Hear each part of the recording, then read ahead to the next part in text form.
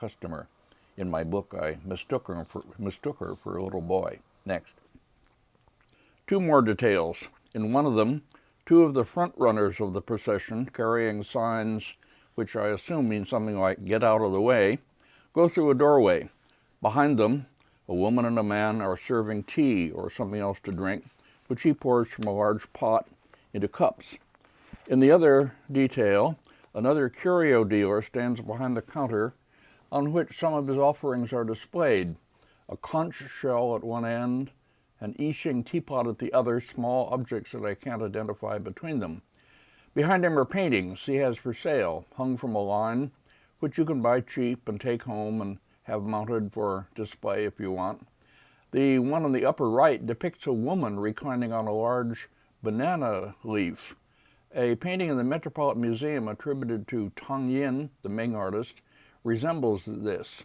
I made a little joke about that in my text. A row of Buddhist monks stands in the foreground. I can't recall what kind of scene they belong to. This may be the entrance to a temple, as the column in the courtyard behind suggests. Next, please.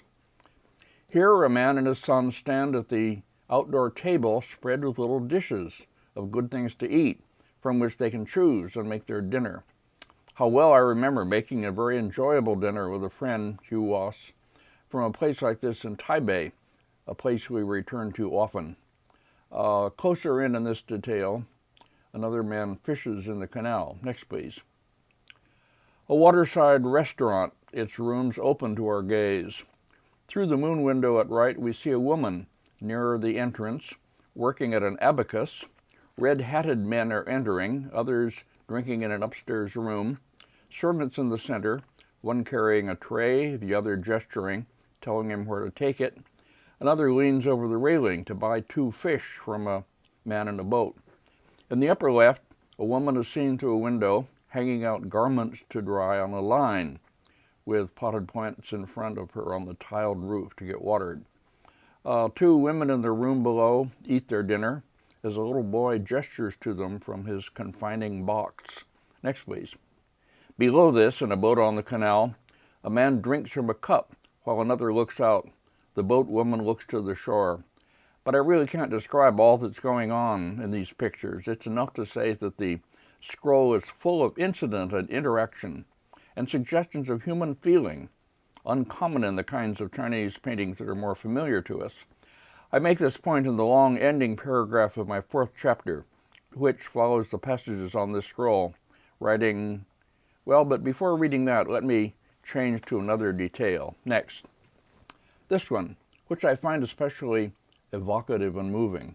A woman stands at the open front of her modest rooms, her little boy pulling at her and pointing.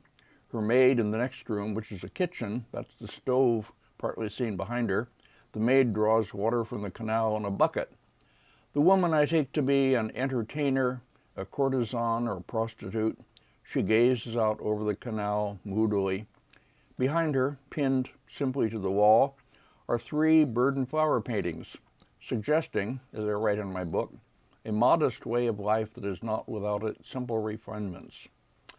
I will leave this on for you to gaze at while I read the last paragraph of this chapter in my book, which says things that are important, I think, to this whole lecture.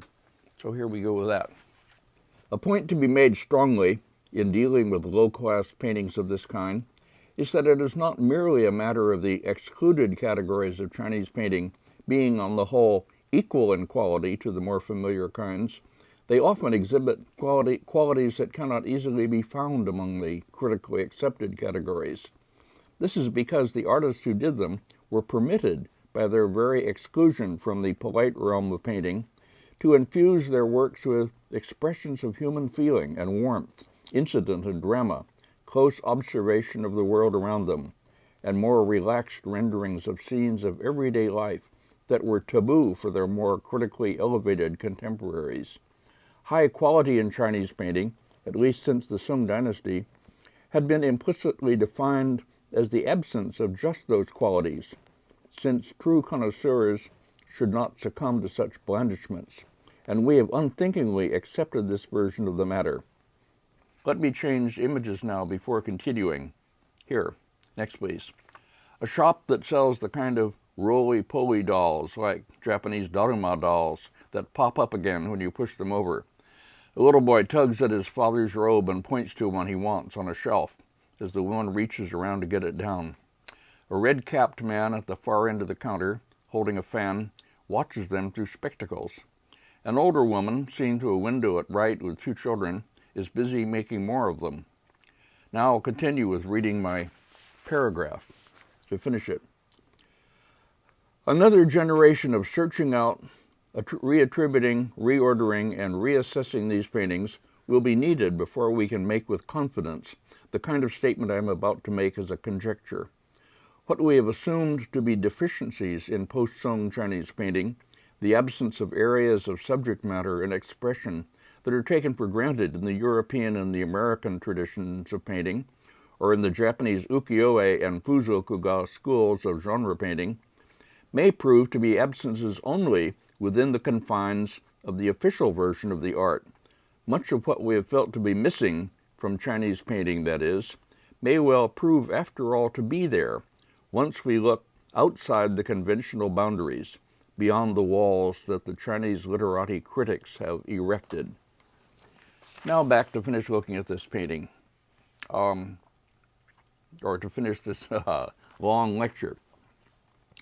So that ends our long look at 4 pictorial hand scrolls in an album. I'm sure that most of you who found them entertaining and unexpectedly interesting. That, of course, is my purpose. Others of you, next please. Others of you who are die-hard devotees of literati or scholar amateur painting will feel that you would rather have spent the time contemplating, in a leisurely way, some painting that you find aesthetically superior, such as the landscape handscroll by Li Hua that we began with, savoring the subtleties of this sensitive literatus's touch of brush to paper, instead of being made to look at these trivial and low-class paintings. On the page of my book where I reproduce this painting by Li Hua, I quote a line about it from the catalog I copied it from, reading, quote, "The landscape serves as a vehicle for the poet-painter to express his desire to rise above the vicissitudes of the mundane world," end quote. Wow.